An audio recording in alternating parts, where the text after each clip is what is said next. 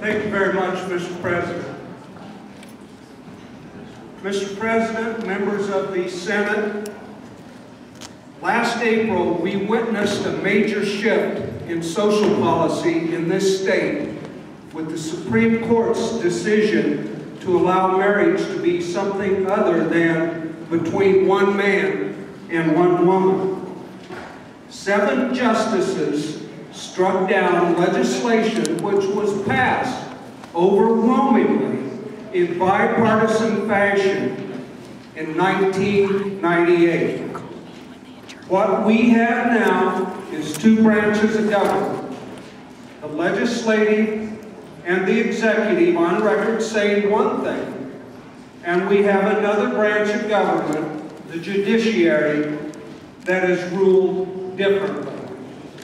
We have a conflict between the branches of government, and who should have the final say? The voters of Iowa. Every single Republican believes the final arbiter of this important decision should be the people of Iowa. Mr. President, could we have more silence in the chambers, please? We must allow a vote of the people of Iowa. Iowa is a sovereign state, and we will respect a vote of the people, but that vote must be allowed to occur. This is a debate and a vote that would only take a few minutes, and there is bipartisan support in this chamber to make it happen. After the vote's over, I hope we can immediately move on to discussing the other important priorities of the Senate Republicans, like making it easier, not more difficult, for good private sector jobs to be created, reining in runaway spending of the past 3 years, and protecting the taxpayer from higher property taxes. We should not be afraid to debate and vote on this difficult issue. That's why we were elected to this body in the first place.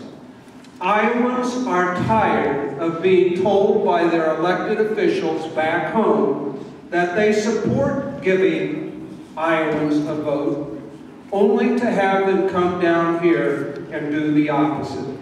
Is there any wonder that we see cynicism across this state? Today, if we do not take action on this and allow people to vote, it is showing that we favor obstruction. We would be telling the people of Iowa no to giving them a vote. It is wrong to silence the people of Iowa on this important issue. The people of Iowa deserve a vote, and we as senators must allow this process to begin, and begin soon. I yield to Senator Johnson. Thank you. Yesterday I began circulating under the rules of the Senate a discharge petition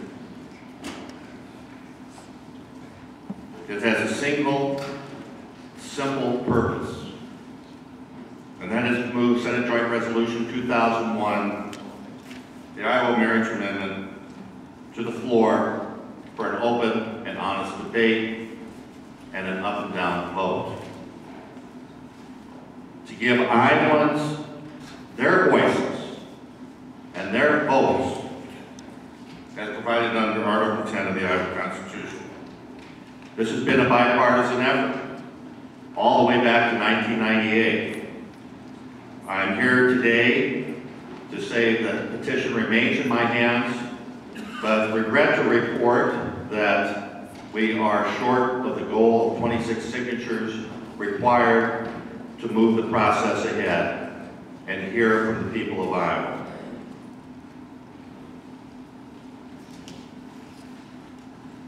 The time is now, friends and colleagues of the Senate. Today's the day. I have the petition here for additional signatures. I will say that all members of the Republican caucus have signed this petition.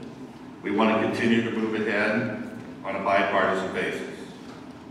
Now, some have said that they will stand in the way, they will not allow discrimination to be written into the state constitution. That's not the issue here, friends and colleagues in the Senate.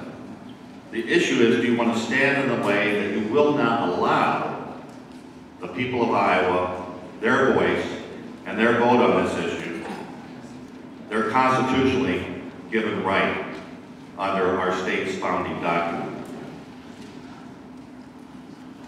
The petition is in my hands, and I'm open to any additional signatures on this petition to get to the 26 members of this esteemed body to move this amendment ahead in the process and give people the Iowa the right to vote.